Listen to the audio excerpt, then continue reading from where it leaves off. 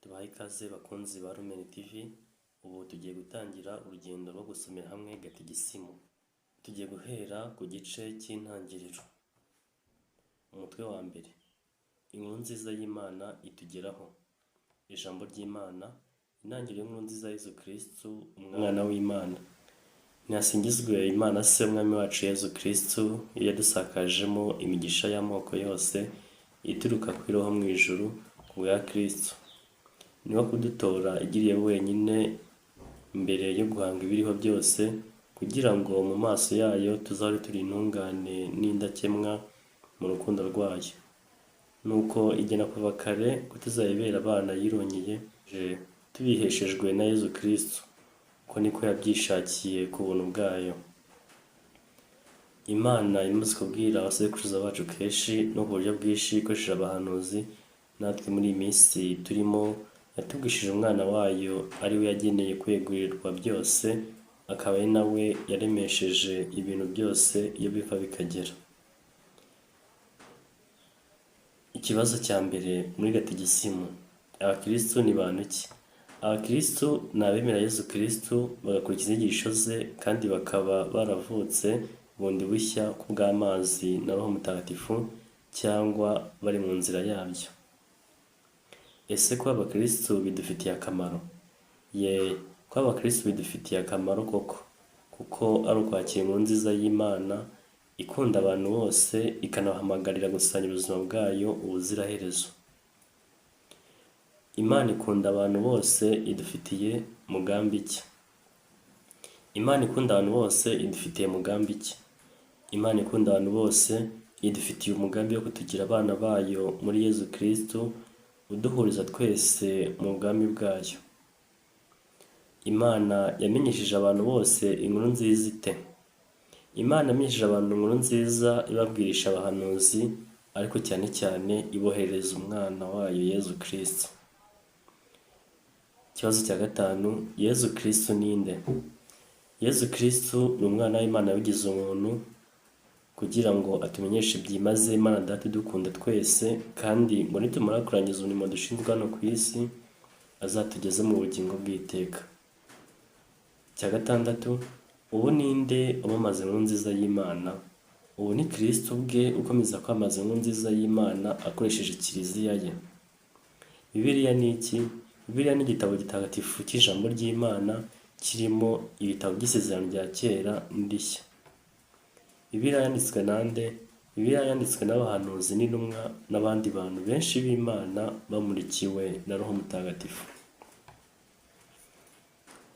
Igice cya mbere, twari turi mu gice cy'intangiriro. Imana iratwimenyesha ikanaduhamagara. Ijambo ry'Imana, kuko Imana yakunze isi cyane bigeza aho itanga umwana wayo w'ikinege, igira ngo umwemera wese adapfa nabi, ahubwo agire ubugingo bw'iteka. Umugambi w'Imana Data ushaka gukiza abantu bose, kandi akabahamagarira gusangira ubugingo bwe muri Kristu ku bwa roho mutagatifu akoresheje kiliziya ye. Imana ihoraho. Ijambo ry'Imana, nyir'ubutagatifu, nyir'ubutagatifu, nyir'ubutagatifu, Nyagasani umushobora byose, wahozeho kandi uzaza. Ikibazo cya cyenda, nemera Imana imwe bivuga iki? Nemera Imana imwe bivuga ko twemera rwose ko hari Imana imwe rukumbi y'urukundo n'isoko y'ubugingo, tukemera no kwiyubuka igihe cyose. Ikibazo cya cumi, ese abantu bose bashobora kumenya Imana? Abantu bose bashobora kumenya Imana bitegereza ibyo yaremye, kandi bumvira ijwi ry'umutimanama wabo. Ikibazo cya cumi na rimwe, ese abasekuruza bacu bari bazi byinshi byerekeye Imana? Abasekuruza bacu bari bazi byinshi byerekeye Imana, kuko bayitaga Rurema, Rugira cyangwa Iyakare n'andi mazina meza, ariko bari bataramenya umwana wayo Yezu Kristu, we woherejwe mu bantu kubahishurira no kubamenyesha byuzuye Imana se n'urukundo rwe, kandi bari bataramenya roho mutagatifu uturuka ku Mana Data na Mwana. Ikibazo cya cumi na kabiri, ese abasekuruza bacu bashimishaga Imana? Abasekuruza bacu bashimishaga Imana iyo bayikoreraga bakurikije umutimanama wabo, ubwo batari babizi, biteguraga batyo kwakira umukiza wabo Yezu Kristo. Kadusome ijambo ry'Imana bishimangira. Nuko Petero aterura agira ati, noneho numvise mu by'ukuri ko Imana itarobanura ahubwo inyurwa n'umuntu wa buri hanga iryo ari ryo ryose uyitinya kandi aganira ubutungane bwayo. Ikibazo cya 13. Impamvu twita Imana rugira cyangwa rurema ni iyihe? Twita Imana rugira cyangwa rurema kuko ishobora byose kandi ikabibeshaho. Ikibazo cya 14. Ese nk'uko Bibiliya bivuga umuntu asa n'Imana? Umuntu asa n'Imana koko, kuko Imana yamuremanye ubwenge n'urukundo ikamuha no kwigenga, bityo ashobora kumenya no gukunda nk'uko Imana ubwayo ibigenza, ariko yo ni ku buryo buhebuje. Ijambo ry'Imana bishimangira, nuko Imana irema umuntu mu ishusho ryayo, mu ishusho ry'Imana iramurema, ibarema ari umugabo n'umugore. Ikibazo cya 15. Umuntu azarushaho gusa n'Imana ate? Umuntu azarushaho gusa n'Imana nahinduka agasa na Yezu Kristo, we muntu wuzuye, kuko ishusho ryishyitse ry'Imana itagaragara. Ijambo ry'Imana abo yamenye kuva kera yanabageneye guhabwa isura y'umwana wayo. Abanyaroma umutwe wa 8:29. N'ishusho y'Imana itagaragara umuvuka mbere ku cyitwa ikiremwa cyose. Abanyakorinti umutwe wa 1:15. Ikibazo cya 16. Imana ituremera iki? Imana ituremera kuyibera abana bayo muri Yezu Kristo, kandi kugira ngo niturangiza umurimo dushinzwe hano ku isi zasangire ubugingo bwayo ubuziraherezo. Ijambo ry'Imana bishimangira, Imana ibaha umugisha irababwira iti, nimworoke mugwire mukwire isi yose, muyitegeke, mugenge ifi zo mu nyanja n'ibiguruka byo mu kirere n'ikizima cyose cyikurura ku butaka. Intangiriro umutwe wa 1:28. Ikibazo cya 17. Impamvu tugomba gukora ni iyihe?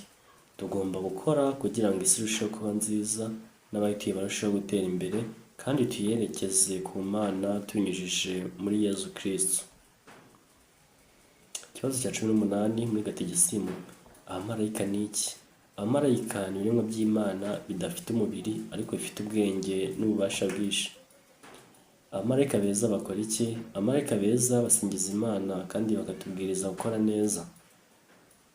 Abo twita amashitani ni bande? Amashitani ni abamarayika bitandukanyije n'Imana bakishyira mu byago bidashira.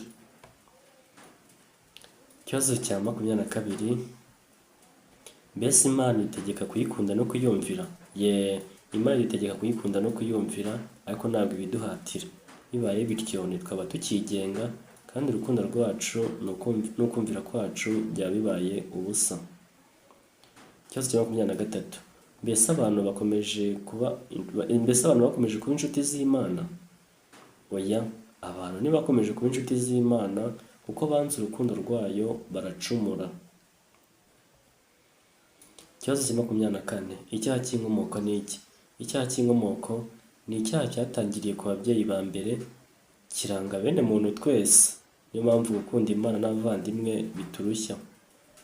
Ikibazo cya 25. Igituma tuvuka turangwaho icyaha cy'inkomoko ni iki? Tuvuka turangwaho icyaha cy'inkomoko kuko dufitanye isano n'ababyeyi ba mbere bitandukanyije n'Imana. Ikibazo cya 26.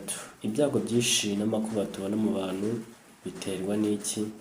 Ibyago byinshi n'amakuba tubona mu bantu biterwa n'impamvu nyinshi. Hari ubwo biterwa n'imimerere y'isi nk'inkuba, umutingito w'isi, imvura ikabije n'ibindi. Ariko akenshi biterwa n'intege nke z'abantu, ubwikanyize n'ubujiji byabo. Ikibazo cya 27 aricyo tugiye gusorezaho mu gice cya mbere cyo gusomera hamwe gatigisimu. Ni kuki Imana ireka duhitamo rimwe na rimwe gukora ikibi?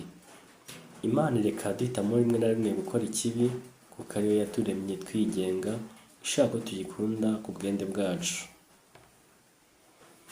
Bakristo bavandimwe, naha igice cya mbere tugisoreje. Ndabararikira gukurikirana n'ibindi bice bikurikira kuko ni ubumenyi bwimbitse kandi bwiza tuzasanga muri ibi biganiro duhereye kuri kino gice. Ni ugusomera hamwe gatigisimu ya Kiliziya Gatolika.